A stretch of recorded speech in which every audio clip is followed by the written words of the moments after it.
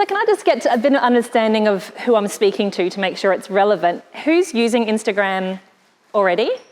So most of you. And are you using Instagram stories as well? How many? Hands up. And have you sort of developed, this is a question that is a leading question, have you developed a strategy or are you kind of winging it? So strategy people? Winging it people? Yeah, fantastic, you're my people, excellent. I'm in the right place. So today what I'm going to talk about, when I started teaching Instagram sort of 5 or 6 years ago, I guess, it was really easy to teach because there was the news feed and everything happened in chronological order and you couldn't schedule anything and you could only do it from your phone. And it was really quite simple. And then over the last 4 years, everything has become very complicated. And what it's led to is there's 4 main neighbourhoods, or sort of, I guess to your audience, there's 4 main rooms of Instagram. And the way you behave in those rooms is different. And what you can get out of those rooms is different. So that's what I'm going to talk through today. Now, I do half-day and full-day workshops on Instagram. So they're obviously a lot deeper and meatier than what I can get through in 15 or 20 minutes. But I'll take you through the top line and the ways you can use them in your strategy. And the first thing is to actually really develop a strategy, because I think where I find people tend to get lost on Instagram, or especially find themselves sucked into the Instagram vortex where it could take hours of your time or money or your staff's time, is if you don't have a strategy. Whereas if you sort of step back and sort of think, what is this platform actually doing for me and how's it giving me money, because that's what we're all in business for in the long run, or impact, how can I use this tool for that? And so the first thing with any marketing activity, and I'm not an Instagram only specialist, I do complete like traditional and digital marketing strategies. So I'm not a purist on Instagram. I like to see where it fits into the bigger picture.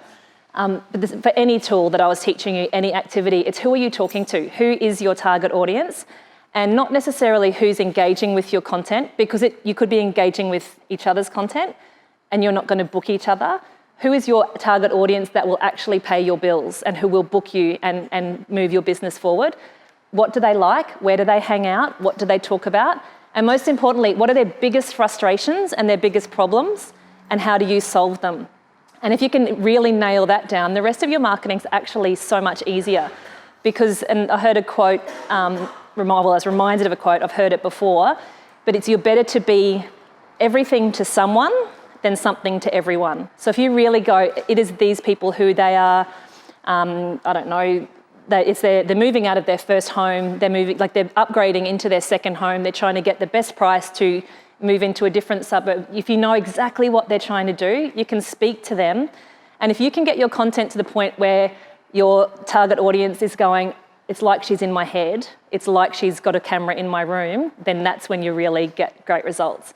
So the first step is knowing who you're talking to. And then really knowing your desired goals and outcomes. And for a lot of people on Instagram, one of their goals is, I just want to get 10,000 followers. Don't make that your goal. Other than, it's frustrating because Instagram gives things like the swipe up feature in stories to people who have 10,000 followers. And so that kind of incentivizes people to look for metrics that really aren't valuable for your business. Because I'd rather you had 100 really good customers than 10,000 people who are never going to buy from you. So really know what your goals are. Is it brand awareness? Is it driving people to your website, which Instagram isn't great for, but there's potential there?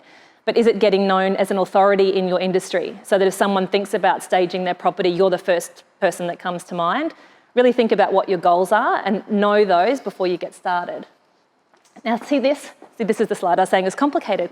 When it comes to marketing, we can look at tools in silo, and they can do a job on their own, and each tool can do its job on its own, but it's when every marketing activity that you're doing ties in together is when you really get a great impact and get value for your money that you're spending on your marketing. So my background, I spent 14 years with Lion, like with the brewery, so a good chunk of that at Forex. And at the tour, if you walk through the tour at Forex, you go into the bottling plant. If anyone's been on it, it's like this massive room and there's like 60 machines, and every single piece, down to almost every single cog, is designed to work together to get things moving as fast as possible and as efficiently as possible. And that's the way I want you to think about your marketing, so that Instagram is one cog, and on its own, it can do a job. But if it works in with everything else, then it's going to move your marketing and your customers a lot easier. So if you look through the sort of marketing machine, firstly, you've got your target audience, you're wanting them to move through that awareness phase. So they don't know about you, and then they do know about you. So how are you positioning yourself in front of them? Then you go into lead generation. So that's where they're having the first interaction with your business, whether it's signing up for your email list or booking for a free consultation or like a half-hour discovery session, something like that. Then there's a lead nurturing. Once they're part of your environment, how are you nurturing that relationship? Because it might be quite a long lead time between them first chatting to you to when they book you. So how are you staying in touch? How are you staying top of mind? Then through to conversion. And that conversion point is the sort of sales messages. And that's where a lot of people start and then burn out their audience because it's kind of spammy and salesy. So you need to do a bit of that nurturing first before you're hitting with those sales messages. There's a transaction when people are actually handing their money over, and then the customer nurturing. So if it's a business that you can get repeat customers, how are you staying in touch? How are you staying top of mind so you get them back in? Now, obviously in your industry, it's not like they're buying every month from you, but potentially a lot of your customers, if they're investing in your services, they're potentially investment property owners, or they also know people who would be looking for your services as well. So how are you nurturing them through? And so where does Instagram fit into that machine? So in the awareness stage, it's your hashtag strategy. Are you using the right hashtags that people discover you and become aware of you? Is it collaborations with people in your industry? So not necessarily competing businesses, but people who share the same target audience. So it's your real estate agents or other people within the industry. If you're collaborating and they're sharing your content, or they're able to get you in front of their audience, that will raise your awareness. Things like competitions and giveaways. Your engagement strategy, which I'll talk about because to me that's one of the most important parts. Even things like location tagging. So if you saw me on my phone, I was taking photos of grazing tables and beautifully styled things, and I was tagging myself at Foxy Staging at this address because those posts actually get better reach and engagement. So think about, are you tagging your location as much as possible? And of course, Instagram advertising, and that's a thing that's really worth looking at and thinking about as well. Then when it comes to your lead generators, the link in your bio, where are you sending them? Is it mobile optimized? And is it getting them into some kind of audience? So if you're linking to like a PDF, PDFs are really crap on mobile, they'll bounce, you've lost them. So sort of think about not just the Instagram experience, but what are you sending them to off Instagram? Stories is really good for lead generation because you might even say, shoot me a DM and to organize a free consultation or some way to get them in touch with you. IGTV, is anyone using IGTV yet? Yeah, so Cody is. It's up and coming. 6 months ago, I would have scrunched my nose up and not been very excited, but they're changing things now, so there's getting to be more of an opportunity. Instagram advertising again, and your competitions, if it is like sign up for this competition, give us your email address, those sorts of things. There's your lead nurturing, so what are you showing them? How are you building trust with this audience? Are you showing behind the scenes content? Just speaking to Cody before, one thing Foxy are doing well is showing themselves, which in an industry like property staging, you've got beautiful images and gorgeous rooms and so many really gorgeous things to show, but people hire people and they hire the people that they feel like they're friends with or that they know. So are you showing yourself in amongst your content? And most of the time when I say that to clients or to audiences, everyone's like, oh, I don't want to. And I hate showing photos of myself. And in the last 18 months, I think I've shared, say, maybe 7 photos of myself in amongst tips and content and all this hard work that I put into it. And those photos of me get like 4 or 5 times the engagement. It is so frustrating, but it's the world and we have to live with that. So I feel your pain, but I'm going to tell you to do it anyway. Are you showing your expertise? So you're obviously not putting up photos of really crappy rooms unless it's a before and after. But are you showing your style? Because people also hire you guys based on the style that you use and they will choose between one or the other of you based on what you're showing. Instagram Lives as well is another great way to nurture that audience. So I wouldn't necessarily say lives to raise awareness, but Instagram Lives is a great way. You could do Q&As. You could have people coming on live and asking questions about staging their home for sale or, what 3 small things can they do to increase their opportunities. And yes, you're giving away your tips, and the people who will do it, watch and just go and do it themselves, there's going to be those people, but they wouldn't have hired you anyway. And what I find is the more I share, so if I speak at something like this, there'd be people in the audience going, I can do this myself, or I know what I'm doing. And then you show them and they're like, oh, can you just do it for me? Take my money. Like, you sort of show them how hard it actually is. And that's the opportunity in there, is show them how hard it is to do a good job, because then they will hire you instead of thinking they can go to Kmart and spend $50 and do it themselves. And direct messages, I'll talk about direct messages as well. There's a conversion side, and Instagram's not as powerful in the conversion side as, say, Facebook or Pinterest or something like that, because you've only got one live link, which is the link in your bio, unless you have 10,000 followers. So it's not great for driving traffic, but there are opportunities there as well. And especially in the retail space, you can tag products that they can, can take you straight through to product pages and those sorts of things. So for a retail e-commerce audience, there's more opportunities. But even in your posts, what are the calls to action you're sharing at the end of your captions to try and drive that conversion or get them to book you? The transactions phase is really pretty weak, except that in the last couple of months, Instagram is rolling out Instagram checkout so that people can buy directly from Instagram. I'm chopping up my credit card as I speak, because like you're just scrolling through, it's like, yep, buy.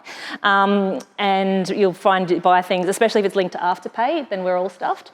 But there are, like, if you've got an e-commerce platform that's linked to the Facebook environment, you'll be able to buy and pay without ever leaving Instagram. So, terrifying. And then there's a customer nurturing, which is basically the same as your lead nurturing. It's how are you keeping that relationship going so that they will either come back and book from you again or refer their friends and become your evangelist. So that's the machine. And then obviously you're thinking about what are the messages you're trying to convey, what are the stories you're telling, and how does that set you apart from everyone else in this room? So that's kind of developing your strategy, and then you figure out where it fits into the 4 neighbourhoods or the 4 rooms on Instagram. So you've got your Instagram feed, which is where it all started, Instagram stories and live, IGTV, and your direct messages. So in terms of the first 3, it's like Instagram feed is probably the lowest effort, and possibly, depending on your audience, it's low effort and you're incredibly competitive, through to IGTV, which is way more effort but isn't being used that much right now. So there's potentially more reward there. So you then sit back and go, what resources have we got? How are we actually going to use this? And it needs to fit within your business so that you're not spending 8 hours a day on Instagram and not actually running your business. So the feed itself, you sort of think it's conveying the look of your brand and your business. And if someone discovers you, say through hashtags, or if someone says, oh, you should check out XYZ on Instagram, they end up on your profile and they're looking at your feed. So it's kind of a portfolio. I would never say use Instagram as your portfolio and don't have your own website. I always think you should have your own mothership, but it is like a living, moving portfolio. And so the images you use should convey that. It's longer lasting, obviously, so it's there permanently unless you delete it. So it's more evergreen content. It's the kind of content that can live on, whereas stories is shorter lived content. Use high quality images. When Instagram first started, it was really take a photo on your mobile, post it. It was raw and unfiltered, and you could only upload from your mobile. There wasn't even a desktop app. And it was really, I think people got excited about it to begin with, because after Facebook's sales environment, it was like something that it was real and you saw behind the scenes. Now the feed is like a beautifully produced magazine, and there's very little in the Instagram feed that's raw or unfiltered or unproduced. And so it's moved into stories for that more spontaneous content. So if you're sharing things in the feed, it needs to be really great quality imagery, especially in an industry like yours where you're showing off, what you can do. But the beauty is you've got access to such great imagery. And one photo, so if that photo was like a wider shot of a room, you could make one professionally taken photo, you could edit it in ways that you could get 6 or 7 posts out of it, because it could be the wide shot, then it could be this kind of thing, then it could be a close-up of the vase, or you can actually make it work for you more than just in one way. And so I do recommend investing in great photography, so either learning how to do it yourself or getting professional photography to at least use sometimes, but then it's like the nose to tail cooking approach, like to get every bit of meat off that bone if you're going to actually pay for it so that you can use it a lot. And then your captions, again, when it first started, the words didn't matter, and now they do. They have a good part to play. If you're creating, as much as possible, tell a story. So you can sort of have short captions that's just like, this particular look works really well, but maybe there's a story behind the room or a bit of a philosophy as to why you've done a certain thing. And if you can tell those stories, they're a lot more engaging, and you're kind of educating and teaching people a little bit, and that adds more value. With the longer captions, so you find, and I don't know what I can't remember the exact character limit, but only the first kind of 15 or 16 words show up, and then there's the see more button. Every time someone clicks on that see more button, that's considered an engagement by Instagram or by the Instagram algorithm. So it does two things. One is it says to Instagram, this is interesting, so we'll show it to more people. It also makes sure that the person who clicked on it is more likely to see your content in the future because they've shown interest in the content that they've clicked on. And also it's building an audience. If you go into Facebook Ads Manager, one of the ways you can target your ads is by social engagers. And so you're building, every time someone engages in some way with your posts, you're building an audience of those people that you could retarget through advertising down the track. So the engagement piece is really important.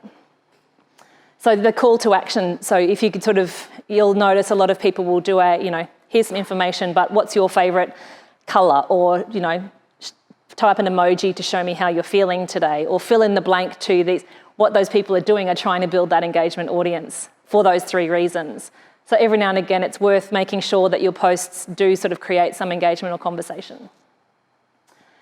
And then use your hashtags strategically. It's really easy to go, we'll just use it, we'll throw all hashtags at it, but step back and have a think about what might your target audience be searching to find your business, and then those keywords become the hashtags that you use. So you think about, especially you're likely to be a local audience. So is it Brisbane property stylist? Is it Brisbane real estate? Is it Acacia Ridge real estate? Think about who might actually be booking your services and look at those hashtags because it's more relevant. I think a couple of years ago, hashtags was more of an opportunity because the newsfeed wasn't so noisy and people had time to go looking for things, whereas now it's really busy and most people are following a lot of profiles. I don't know how many people are actively going and looking for hashtags other than to do hashtag research. But it's still worth stepping back and making a collection. You can put up to 30 hashtags in one Instagram post. I don't recommend you do that necessarily. There's different studies are suggesting that between 5 and 7 is a good number, that you're not going to lose engagement because it looks like you're just spamming and desperate.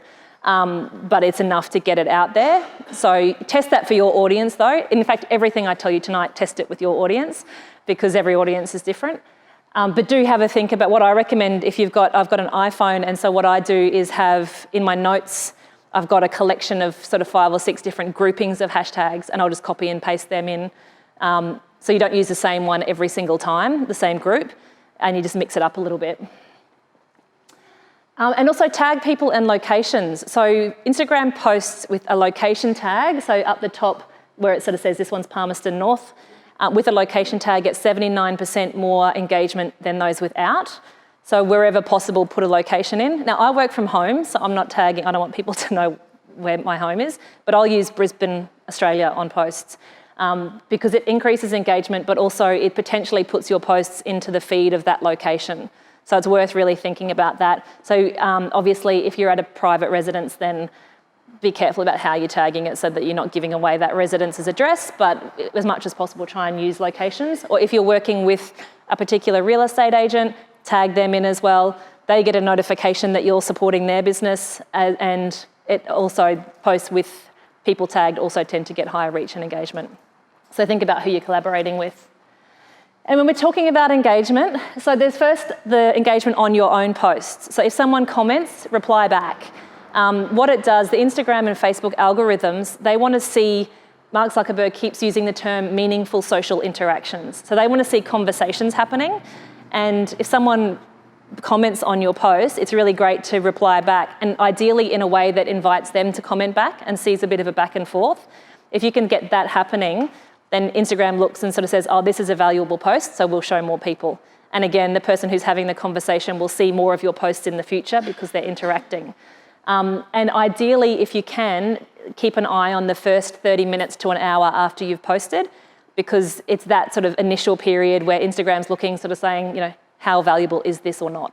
And if it's not getting much engagement, then it's kind of like, we won't show that many people. Whereas if it does get a lot of engagement straight away, it'll get a higher reach. So don't do the post and ghost and then come back 4 hours later. Try and keep an eye on if you're getting any engagement. I had a client who's working ridiculously hard and posted something on Instagram on Monday morning at 2:45 in the morning. And it bombed, of course, because it's a local event and no one in Southeast Queensland was cruising Instagram necessarily at 2:45 in the morning. Whereas if it had been scheduled or, he posted it at 9 o'clock or lunchtime or later in the evening, it would have been a lot better performance. So think about when you're posting. And then when it comes to engagement is also what's happening on other people's posts. So you don't sort of just sit and wait for everyone to come to you. Go out and look at other people in your industry and comment and provide value and engage with their content. So whether it's your local real estate agents or whoever it is in your industry, if you can go and support their activity, they'll notice, which is, especially if you're building relationships, that's valuable. But people looking through the comments on those posts will notice your business name and potentially go through and have a look. So you need to kind of go and play in other people's playgrounds as well, not just on your own. And then there's Stories. So Stories has 500 million daily active users on Stories, and it's now to the point where people are almost spending more time flicking through Stories than they are scrolling through the Instagram feed. And it is that behind the scenes content. It's really kind of real and a little bit more authentic. And so I spend way more time in Stories. Does anyone else? And it's kind of addictive because you can't help but scroll through. It only lasts 24 hours, so it's much lower risk. But that's kind of why I spend more time there, because it's like, well, what if I miss something? So I'm more likely to go and check what's happening, because I can always scroll through the feed and find out what's going on.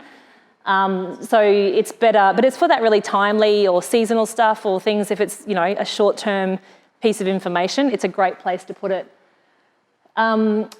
Really good spontaneous stuff. So this was you guys, wasn't it? Yeah, I've been stalking. I like to make my presentations actually relevant to who I'm talking to. So this is a post that these guys had in Stories in the last 24 hours.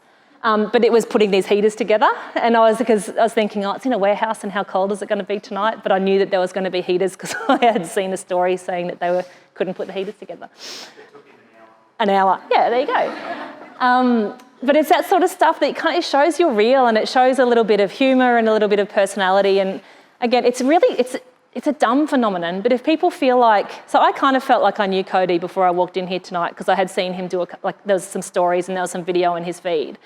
And I'm way more likely to at least think of that business because I know that human. And Stories is the place to do it because you don't have to be super polished.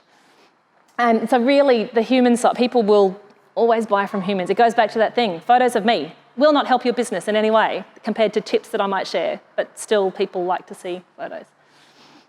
On Stories, you've also got all the tools and tricks and the fun, gimmicky things to increase engagement. So whether it's the slider, if you like it, or a poll about, do you prefer this colour or this colour? Or is it, questions, ask me anything. There's a lot of ways to get people engaged. And if you're training them to engage with your content, then they'll kind of look for it more in the future. So use those stickers and tools a lot. It really helps increase your engagement. And the beauty with Stories content is if people react or if they comment, it ends up in your direct messages, and then you can have quite a decent conversation with them. They don't just kind of disappear, and you could potentially check back in more often. And in the DMs is where you can actually build relationships quite well.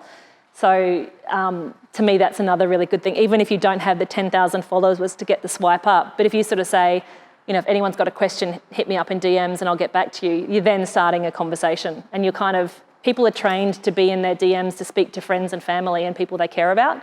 And so you're training them that you're one of those people. Yes, swipe up if you've got 10,000 followers. I don't have 10,000 followers. It's really sad. But the reason, we were talking about this yesterday, someone said, do you think they'll ever give the swipe up feature to everybody? And I don't, because one, I have to pay to get swipe up, so why would they give it to me for free?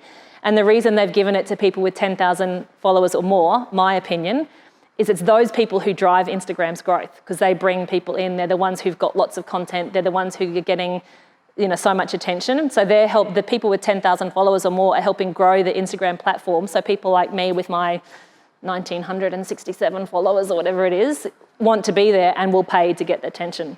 So I don't expect that any of us will get it anytime soon. I could be wrong, but that's my theory. In stories, you can support other businesses. So you can share someone's post into your story, and then it's there for 24 hours, but then it's gone. So it's not going to mess up your pretty feed, but you can build relationships and help support other people. 2 years ago, if you came to one of my Instagram workshops, I would have been recommending to post at least once, if not twice a day in the Instagram feed. I now would suggest, depending on your audience, but between 3 and 5 times a week, not every day in the feed, because I was finding posting daily, my reach was going down. When I sort of cut back, it improved again. But what I would suggest is less frequently in the feed, but daily in your stories. And a lot of the research is showing between 1 and 7 times a day is a good amount. Post your best content first so that people want to keep swiping. And I saw one of a workshop I ran, one of the attendees came and they're a shopping centre, and he did some content for the fruit shop in the shopping centre. And he did these really, really bad dad jokes, but it was like a picture of fruit, and then it would be like, I can't even remember them, they're so bad, but fruit-related bad dad riddles. So it'd be the question, and you had to swipe through for the answer, and then a question, and you swipe through for the answer. And they were bad, but I wanted to see how bad it was going to be. And so his stats were incredible. Where it would normally drop off, he kept the engagement all the way through. So think about, can you be doing trivia questions? Could you be sort of saying, would you put a cushion or a painting, how much, clearly I know nothing about property styling, but would you do this or this, and then swipe through for the most popular option? Or just kind of ask a question that they can't help but try and figure out what the answer is. It's a new idea principle, like have something that you go, I have to read that, even if I know it's not true. So that's the trivia questions, like is it riddles, is it sort of getting opinions, how do you just keep them looking through all the time? And then use your highlights to keep your best content. So the stuff that you love and that you think is really good, or if it's along a certain theme or certain tips, save it into your highlights so that it lives there for people to check out often. Instagram Live, I have to go quickly. Live video is given a really high priority. On the stories at the top of your Instagram feed, if someone's live, it's the first one that shows up. You get a notification, unless you've physically gone in to turn it off, you'll get a notification if someone you're following goes live. So Instagram wants to promote live video. And so, it's like it gets a high visibility and reach. There's the notification. Talking like heads to cameras. So I could teach something on live, or I could do a Q&A session and you could ask me things, and that's fine. But for you guys, imagine doing viewings or, showing what you're doing or talking through the philosophy of how you've staged a house. Like, you've got some great opportunities. And it doesn't necessarily have to be you in front of the camera. You could flip the camera around and you've got something worth showing. So have a think about whether lives can play a part. People can ask questions as well. So, it can be really engaging, especially if you go back to them you can answer the question live. And it takes some getting used to figuring out where the questions are coming through and answering them while you're talking, and take some practice. So what I recommend is do it if you don't have a large audience, start practicing now because no one's watching. And by the time you've got a bigger audience, you'll know what you're doing. So don't put it off until you've got lots of followers, because then it's a lot more nerve-wracking. Do it now and you'll get like 2 people watch it and it doesn't matter. But live video builds trust and relate, because if you're answering things live, you're so much more likely to be trusted. People will think you know what you're doing because it's not rehearsed. It's not like you've done 30 takes to get the 1:15 second. So it's a good credibility builder.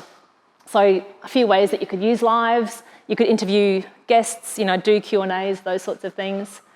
But firstly, make sure you know the purpose. Don't just get on and ramble, because that wastes everyone's time and you're not going to get results from that. And even suggest, if you might say, I'm going live tomorrow at midday to show off this house, so promote it the day before, get people that people might tune in, especially if they know it's coming and they get the notification. They might go, oh yeah, I'll check in and see what that is. When you're live, you click on the little eye in the bottom left and you can actually see who's watching live. So you can kind of, engage, and that's where it gets a bit stalkery when it's like, oh, hi Kim, you're here. I was watching while I was at work. And just remind them why they're watching. So if you're going for a couple of minutes, sort of say at the front, but if someone's come in halfway through, every now and again it's like, so we're here talking about X, Y, Z, so they know why they're there and they're more likely to hang around. And then people can DM you with questions as well. Once you've gone live, you can share it into your stories. So, you're repurposing that content, and you can also save it to your phone but you have to do it sort of immediately when it ends. But if you save it, you can then potentially repurpose it, something on your website, or cut it up into smaller pieces. So it goes back to that theory of everything you create, how can you slice and dice it to get the most life out of it? And then IGTV, great for long form video. We mere mortals get 10 minutes. People with 10,000 followers or more who are verified get 1 hour. But are any of you watching 1 hour videos from people? Like it's, you'd have to be pretty amazing content. But think about events, your more evergreen content. So if you were teaching like sort of tutorial style information, because once you put it on IGTV, it's like a YouTube channel. People can go back and look through your history. So it's potentially that sort of content that is teaching or helping people. You can do the Q&A or Ask Me Anything sessions. I personally think that lives well on live, and whether you then save it into IGTV. But you could also feature your customers. People like to be talked about, and they're more likely to share it to their audiences as well. So have a think about that. Test your different lengths. So it's minimum 15 seconds, maximum 10 minutes, and probably somewhere in that range is where your audience is most comfortable. But anything sort of that's only 15, 30 seconds, a minute probably lives better in stories than in IGTV, but it's something that you need to test. You can add titles. So I've got a client who got all excited and uploaded a lot of their YouTube videos to IGTV, but it was just the same like white background with like recipes, and they all look the same. It's like you need a really good thumbnail and a good title to entice people to actually click in and have a look at it. So how it's set up is important. Use keywords, and then you can cross-promote them. So why IGTV has suddenly become interesting is that in the last probably 2 months, maybe a bit longer, you can show a preview in your Instagram feed. And so if you've seen those videos where it's a 60-second video and then it's like, keep watching, and a lot of people are clicking keep watching at the moment because it's not oversaturated or overdone just yet. So that's why suddenly it's looking more interesting, because YouTube, I can go in and type in how to stage my property for sale and get however many millions of videos, whereas you're not searching a topic in IGTV yet, you're searching people. And so that's not that user-friendly until they have a good search function. At the moment, the power is previewing it and then getting them through to your channel. But one thing to be aware, they play automatically with the sound on.